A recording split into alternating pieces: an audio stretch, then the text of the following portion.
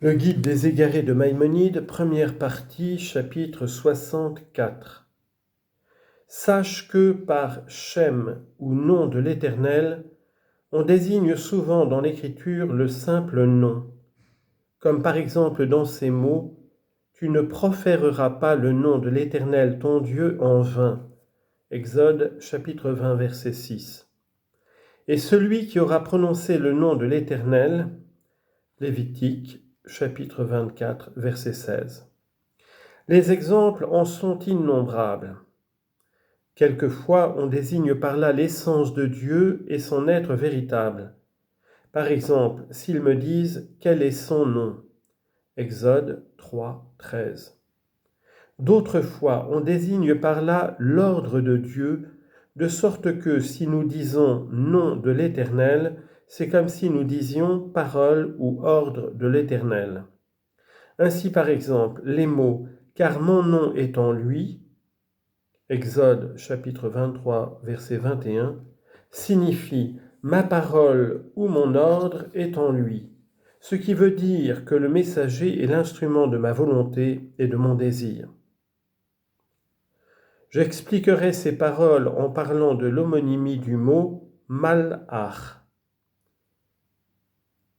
De même, par kabod ou gloire de l'Éternel, on désigne quelquefois la lumière créée que Dieu fait d'une manière miraculeuse descendre dans un lieu pour le glorifier. Par exemple, et la gloire, chavod, de l'Éternel demeura sur la montagne du Sinaï, et le nuage la couvrit.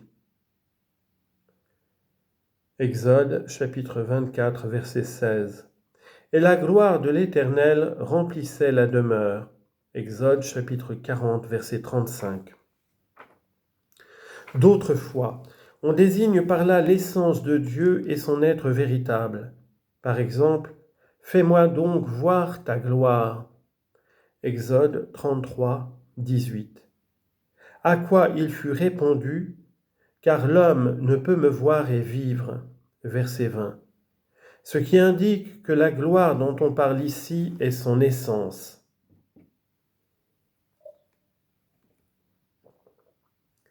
S'il a dit « ta gloire », c'était par respect pour la divinité, conformément à ce que nous avons exposé au sujet de ces mots.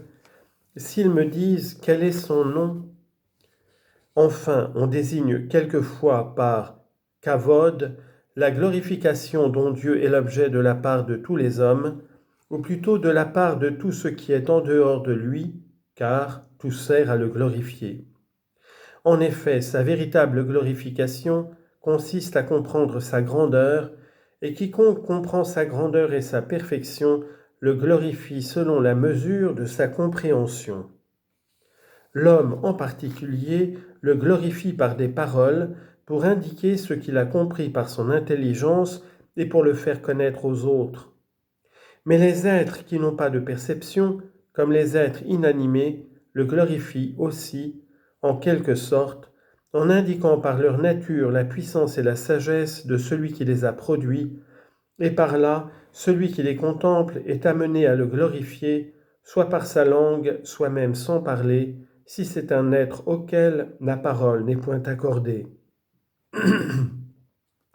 La langue hébraïque s'est donnée de la latitude à cet égard, de sorte qu'on applique à l'idée en question le verbe amar, dire, et qu'on dit même de ce qui n'a pas de perception qu'il loue Dieu. On a dit par exemple, tous mes os disent, l'Éternel qui est semblable à toi. Éternel, qui est semblable à toi? Psaume 35, verset 10. Ce qui signifie qu'ils font naître cette conviction comme s'ils la prononçaient, car c'est par eux aussi que cela se sait. C'est dans ce sens de glorification attribué au mot kavod qu'on a dit « toute la terre est remplie de sa gloire ». Isaïe chapitre 6 verset 3. Ce qui est semblable à ces mots, et la terre fut remplie de sa louange. Habacuc chapitre 3 verset 3. Car la louange est appelée kavod, ainsi qu'il a été dit, Donnez la gloire à l'Éternel, votre Dieu. Jérémie chapitre 13, verset 16. Et dans son temple tout dit gloire. Psaume 29, verset 9. Il y en a de nombreux exemples.